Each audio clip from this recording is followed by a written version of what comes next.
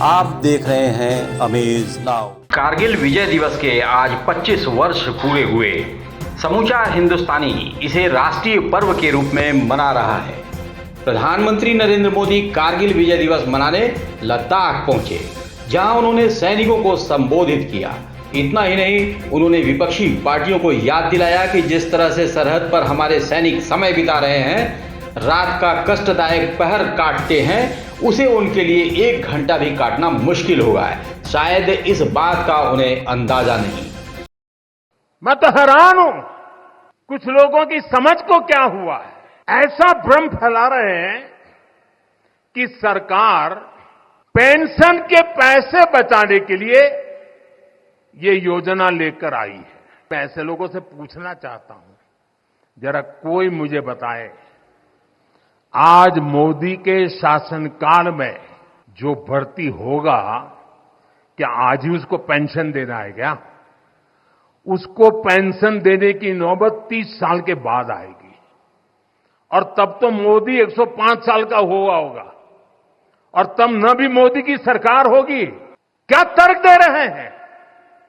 लेकिन साथियों, मेरे लिए दल नहीं, देश सर्वोपरि है। और साथियों, मैं आज गर्व से कहना चाहता हूं, सेनाओं द्वारा लिए गए इस फैसले का हमने सम्मान किया है। जो लोग देश के युवाओं को गुमराह कर रहे हैं,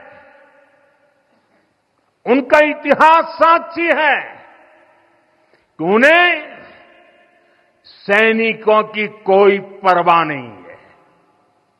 ये वही लोग हैं जिन्होंने एक मामूली रकम 500 करोड़ रुपए दिखाकर 1 रैंक 1 पेंशन पर झूठ बोला था। 500 करोड़। ये वही लोग हैं जिन्होंने आजादी के 7 दशक बाद भी सेना की मांग होने के बावजूद भी, देश के वीर सैनिकों के परिवारों की मांग होने के बाद भी हमारे शहीदों के लिए वॉर मेमोरियल नहीं बनाया। ये वही लोग हैं जिन्होंने सीमा पर तैनात हमारे जवानों को पर्याप्त बुलेट प्रूफ जैकेट्स भी नहीं दी थी। इसी प्रकार उत्तर प्रदेश के मुख्यमंत्री योगी आदित्यनाथ ने कारगिल विजय दिवस के ही मौके पर सेना में तैनात जवानों का हौसला बढ़ाते हुए पिछले 10 वर्षों में सेवा के चतुर्दिक विकास की गाथा का बयान किया, तो वहीं विपक्षी पार्टियों पर भी प्रहार करने से नहीं चूके। सेना भी इस रिफॉर्म के साथ आगे बढ़ी है। आज अत्याधुनिक फाइटर विमान भारत की सेना के पास हैं। Defence manufacturing corridor Uttar Pradesh और तमिलनाडु में विकसित हो रहा है। उत्तर प्रदेश में ही हमारे डिफेंस कॉरिडोर में 6 नोड में हजारों करोड़ रुपए का निवेश आया है। भारत डायनामिक्स लिमिटेड का कार्य हो या फिर ब्रह्मोस मिसाइल बनाने की प्रगति, बहुत सारी ऐसी चीजें हैं जिसमें आज भारत ने एक लंबी छलांग लगाई है। स्वाभाविक रूप से सेना भी हमारी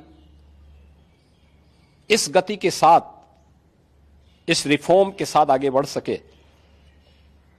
अग्निवीर की योजना भारतीय सेना में इसी देश से आगे बढ़ाई गई है। युवाओं के मन में एक उत्साह है। 10 लाख अग्निवीर भारतीय सेना के अग्निपथ के मजबूत जवान के रूप में अपनी सेवा देने के लिए आगे बढ़ रहे हैं। नौजवानों में उत्साह भी है। दुर्भाग्य है कि कुछ राजनीतिक दल, जिनके लिए स्वयं की राजनीति देश से बड़ी हो गई है, वे देश की कीमत पर राजनीति करना चाहते हैं। उनका काम ही है कि हर रिफॉर्म वाले कार्य को, हर प्रगति वाले कार्य को, हर समृद्धि वाले कार्य में टांग अड़ाना, अनावश्यक व्यवधान पैदा करना, गुमराह करना, भड़काने की बयानबाजी करना, और लगातार उनके द्वारा इस प्रकार के कृत्य किए जाते रहे हैं और इस मुद्दे को लेकर के भी विपक्ष ने लगातार गुमराह करने का प्रयास किया। आज अग्निवीर में जहां युवा भर्ती हो रहे हैं, एक ट्रेंड युवा अग्निवीर की सेवा को पूरा करने के बाद उन्हें सेना में भी अच्छा अवसर प्राप्त होने वाला है। पैरामिलिट्री में, सिविल पुलिस में और विभिन्न सेक्टर में भी उन्हें समायोजन करने के लिए व्यवस्था दी जा रही है। बीएसएफ ने, सीआरपीएफ ने, सीआईएसएफ ने, अन्य तमाम हमारे जो पैरामिलिट्री हैं उन्होंने भी इस बात की घोषणा की है और उत्तर प्रदेश सरकार ने भी इस बात को कहा है कि अग्निवीर की योजना जैसे आगे बढ़ती है और जब ये अपनी सेवा के बाद वापस आएंगे तो हम उत्तर प्रदेश पुलिस सेवा में, पीएसी में इन नौजवानों को प्राथमिकता के आधार पर समायोजन की एक सुविधा देंगे। कारगिल विजय दिवस उत्सव मनाते हुए उत्तर प्रदेश के गोरखपुर जनपद स्थित जिला कारागार परिसर में भी एक बहुत सुंदर कार्यक्रम आयोजित किया गया। कारगिल शहीदों को याद करते हुए जहां उनके नाम से जेल प्रशासन द्वारा पौधरोपण किया गया, वहीं आजादी की लड़ाई में शहीद हुए परिवारों के स्वजनों को भी परिसर में अधिकारियों द्वारा सम्मानित किया गया। अंदाजा नहीं लगा सकते कि उस समय लोगों ने क्या क्या मतलब झेला। जैसे सैनिक तो लड़ रहे थे, लेकिन आप लोग कल्पना करिए, जब किसी सैनिक की डेड बॉडी उसके घर पे जाती होगी या जब वो सुनते होंगे कि मतलब फला मोर्चे पर लड़ते लड़ते शहीद हो गए, देन उस घर की दशा क्या होती होगी। तो उन सब बातों को हम लोग कल्पना करना चाहें तो भी नहीं कर सकते हैं। इसी मौके पर कारगिल युद्ध में भारतीय सेना का प्रतिनिधित्व करने वाले कैप्टन ओम प्रकाश मिश्रा एवं राजकुमारी श्रीवास्तव को भी जेल प्रशासन और सामाजिक कार्यकर्ता मनोज मिश्रा द्वारा अंग वस्त्र देकर सम्मानित किया गया। यह समस्त कार्यक्रम जेल परिसर के भीतर विभिन्न आरोपों में निरुद्ध किए गए बंदियों के बीच आयोजित किया गया। भारतीय इतिहास में जितने भी युद्ध हुए हैं, कारगिल में सबसे विपरीत परिस्थितियां थी।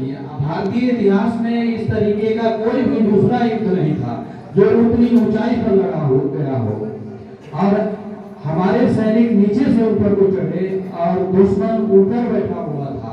तो कितनी विपरीत परिस्थितियां रही हैं उस युद्ध में। और जोगिंदर सिंह यादव का नाम मिश्रा जी ने लिया, वो उस समय एक पंचायत बुलंदशहर जिले की थी। बने रहिए अमेज नाउ के साथ। आप देख रहे हैं अमेज नाउ।